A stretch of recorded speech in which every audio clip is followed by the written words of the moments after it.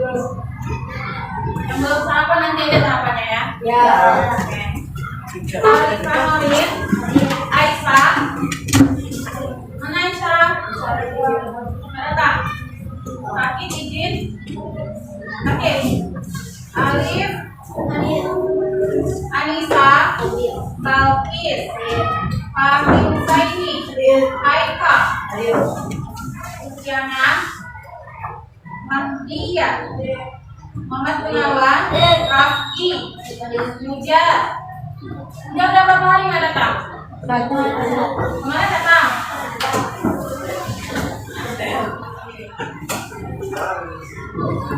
Musyara Salsabila, Naila Albina, Naila Syakira, Nur Alisa, Raiha, Rezi, Vicky Agung, Iko,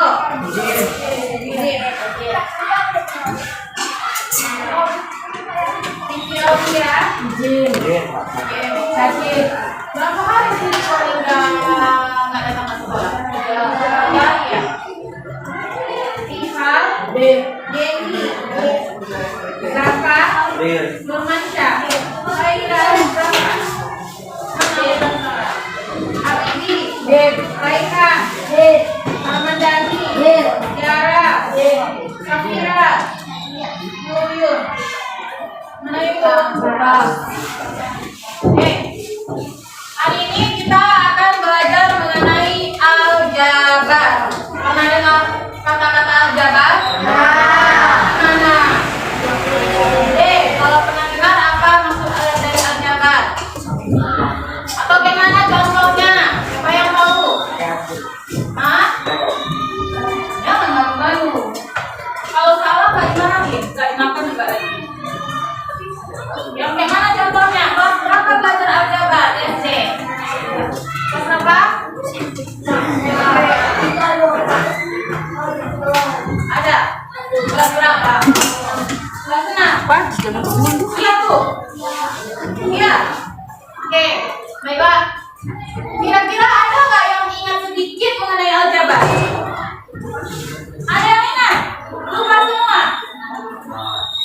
Iya, lupa semua. Masih mudah lupa.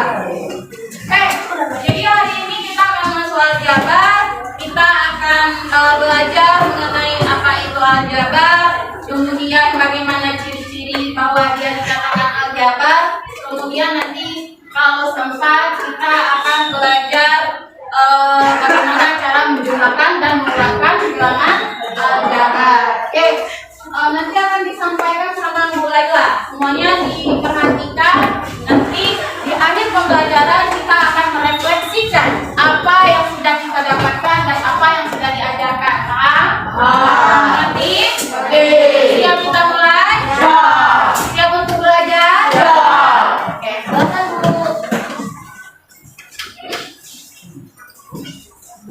Sebelum kita masuk di pelajaran aljabar, sebelumnya kita sudah mempelajari tentang bilangan bulat ya. Masih ingat apa itu bilangan bulat? Apa yang bulat? Apa itu bilangan bulat? Bilangan bulat.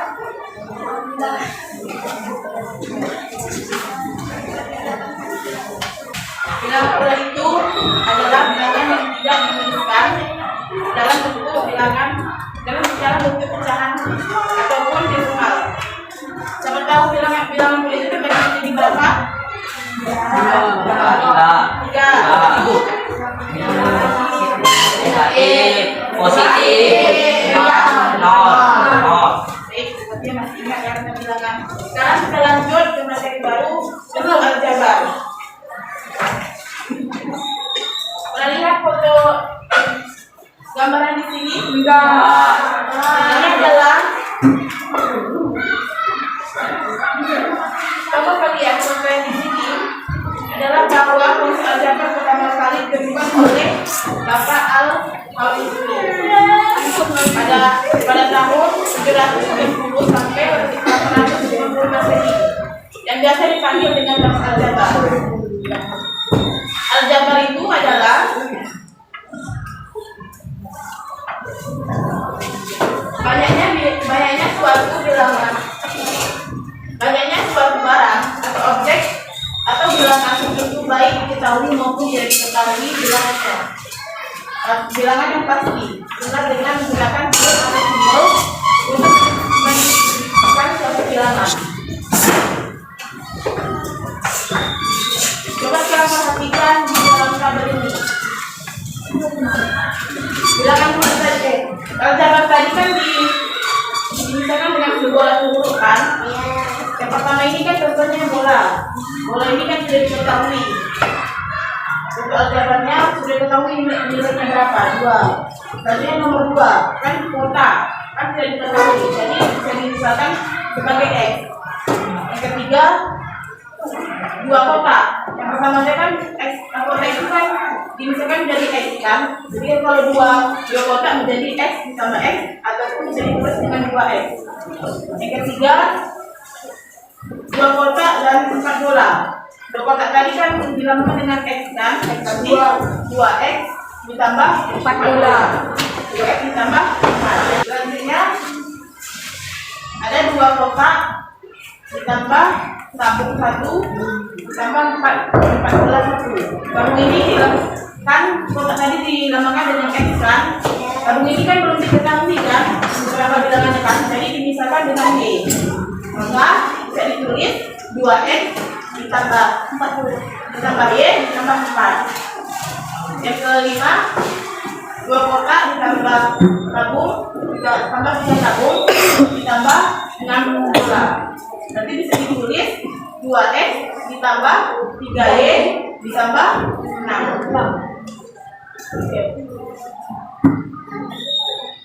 Sampai di sini paham? Coba perhatikan contoh ini. Contoh percakapan antara Bu Mila dan Bu Yuli. Hai Bu Mila, beli rotinya berapa? Beli rotinya banyak sekali. Iya Bu. Ini untuk acara di rumah. Saya beli 4 kardus dan 3 roti. Kalau ibu ini beli apa saja? Saya hanya membeli 1 kardus roti.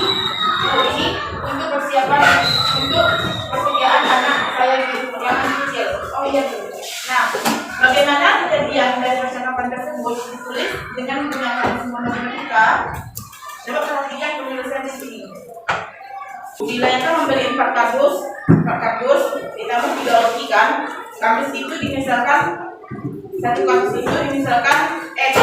Jadi Budila kita bentuk ke dalam bentuk aljabar. Jadi Budila membeli roti 4X ditambah 3. Kan 1 kardus lain kan dilambangkan dengan X kan.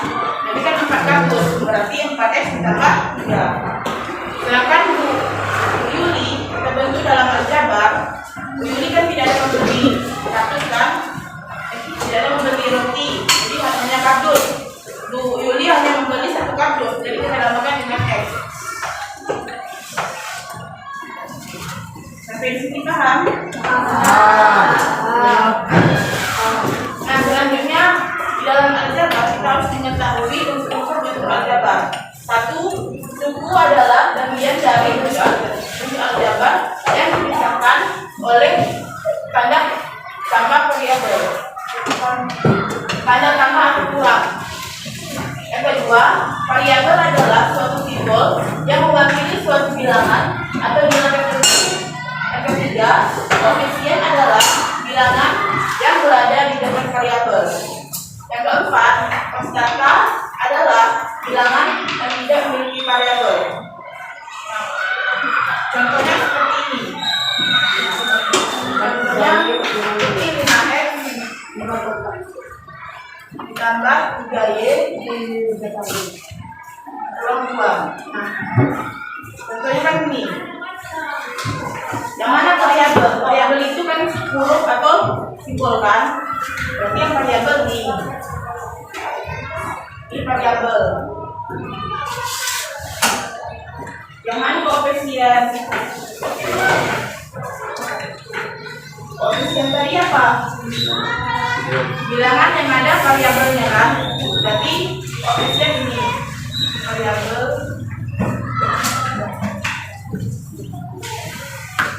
ini koefisien. Dan bilangan ada variabelnya.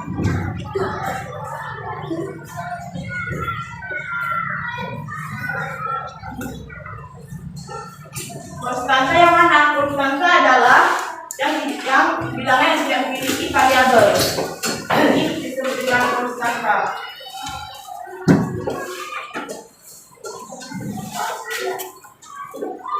Sukunya mana? Sukunya dari bilangan berapa bilangan ini? Jadi kan 1, 2, ada berapa bilangan nih? 2, 3, berarti sukunya 3. Sampai di sini paham? Variabel yang mana koefisien, yang mana konstanta, yang mana suku. Sampai di sini paham? Kalau ada yang mau bertanya silakan.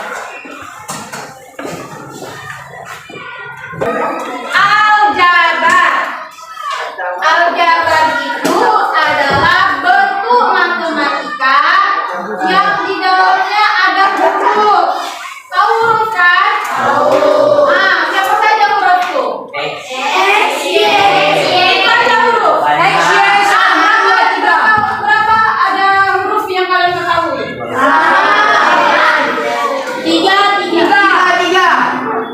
X, Y. Berapa huruf yang ada di dalam bahasa Indonesia? 12. Mana? Berapa? Siapa aja? Nah, coba perhatikan bentuk aljabar ini. Yang suku tadi. Kalau sukunya 1, 2x atau 3y disebut dengan suku 1. Kalau suku 2, misalkan 2x ditambah 5, ini disebut dengan suku 2. Ini suku 3. 3x ditambah 3y dikurang 5. Ini disebut dengan suku 3. Kalau suku banyak lebih dari 3, itu disebut dengan suku banyak. Oke, Ibu minta bagi kelompok menjadi 6 kelompok. Ibu akan membagikan ke KPD-nya. Boleh diambil kelompoknya.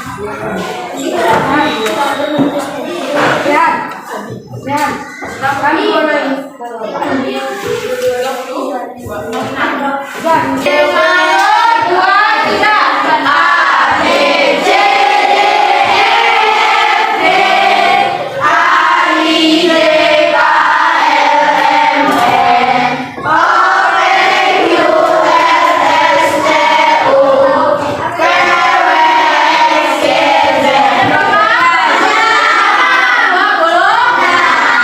Jadi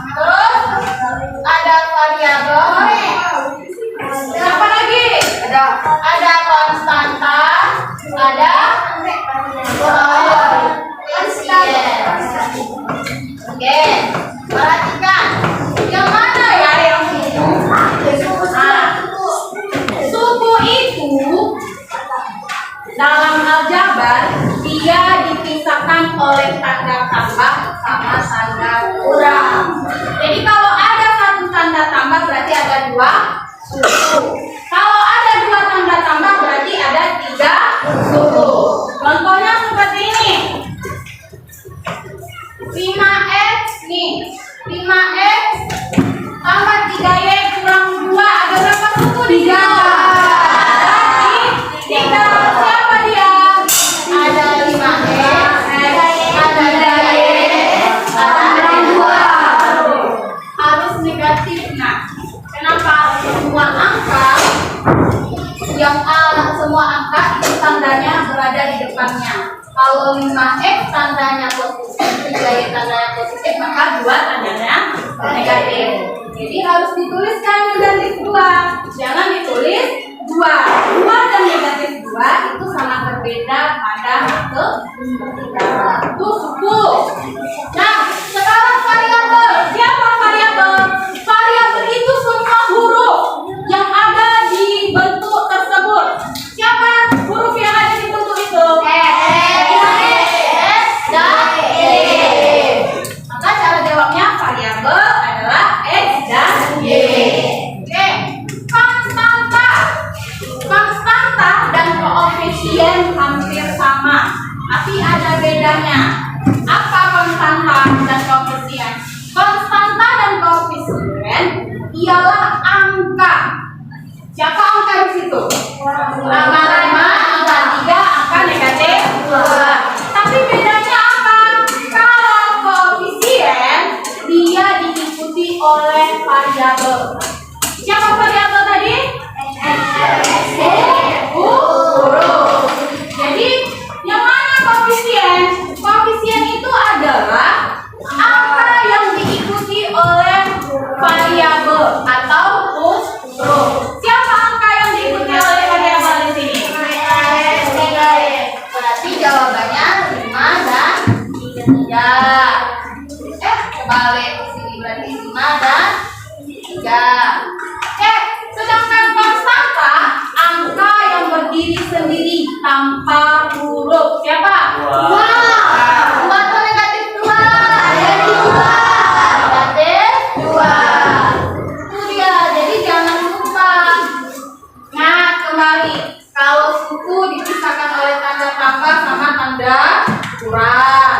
Kalau variabel adalah semua huruf. Kalau koefisien angka yang berdiri bersama variabel. Kalau konstanta angka yang berdiri sendiri.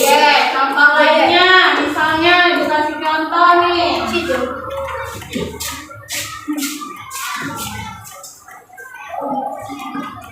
Kasih lah ya,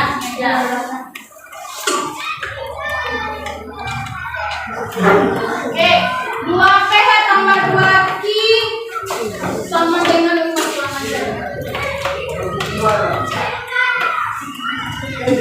2P tambah 2Q kurang 5. Oke. Berapa suku di situ? 3. Siapa-siapa aja? 2.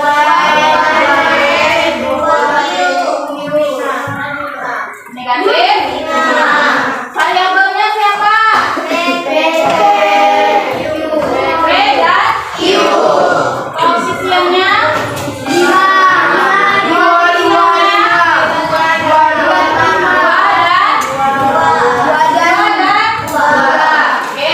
Kalau konstantanya 5. Sudah paham? Ada pertanyaan? Ternyata suku itu banyak pembagiannya. Yang pertama namanya suku 1 atau monomial. Yang kedua namanya suku 2 atau binomial. Yang ketiga namanya suku 3 namanya trinomial. Dan yang terakhir ada namanya suku banyak. Suku banyak itu banyak lebih dari 3, yaitu 4 dan seterusnya. Maka disebut dia dengan polinomial. Oke, yang kita tulis 5x tambah 3y kurang 2 itu apakah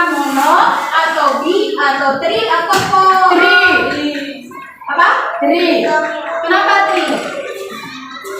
Karena tidak. Iya, karena tidak punya. Nah, tepuk tangan dulu. Oke, kira-kira ada pertanyaan lagi? Ada. Sana ibu kasih contoh nih, satu lagi. 2Y. 2Y. Ada berapa suku di situ? 1. Ada satu. Berarti kalau satu siapa namanya? 2. Hah? Ya. Kemudian ada berapa variabelnya? Satu. Siapa variabelnya? Siapa koefisiennya? 2. Siapa konstantanya? Oke, sampai di sini udah mengerti? Ya. Ini sudah lanjutkan lagi sama ya nak, kenapa? Apa? Kayaknya. Mengapa lamanya? Sukunya monotripoli. Monomial, binomial, binomial, dan polinomial. Oke. Ada lagi tuh pertanyaannya. Kenapa hapusnya nih? Hapus mana nih? Mana? Yang dibagikan di dalam kelompok, diskusikan sama teman-temannya. Maaf ya. Oh, jelaskan semua yang begitu ada KPD-nya. Ibu Lina membagikan dari kelompok nanti ya.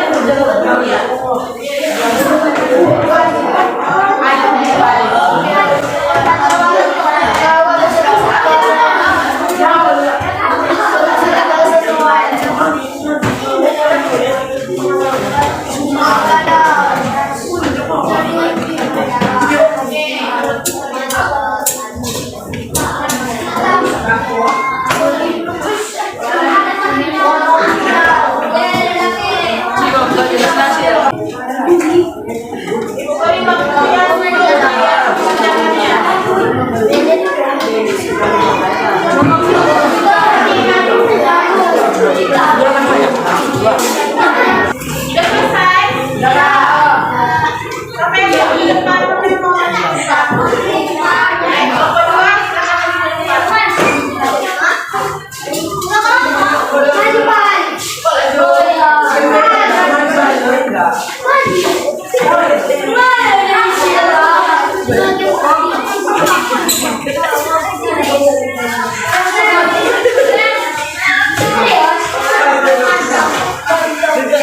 dengarkan kawannya presentasi.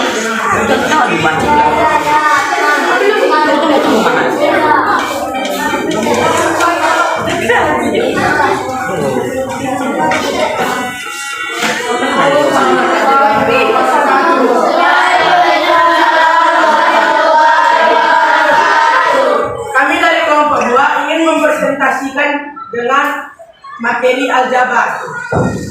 Saya Randy sebagai ketua dan anggotanya Haikal, Alif, Nurmansyah, dan Kipal.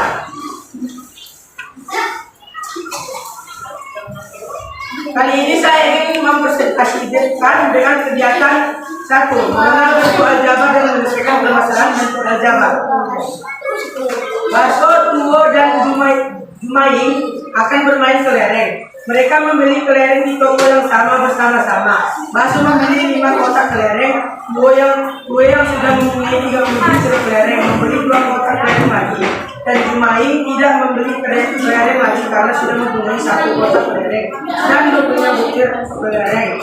Misalkan 1 kelereng sama dengan X, maka penyelesaian kelereng milik Baso 5 kotak kelereng sama dengan 5X. Kelereng milik Tuwo 2 kotak kelereng tambah 30 sama dengan 2X tambah 30.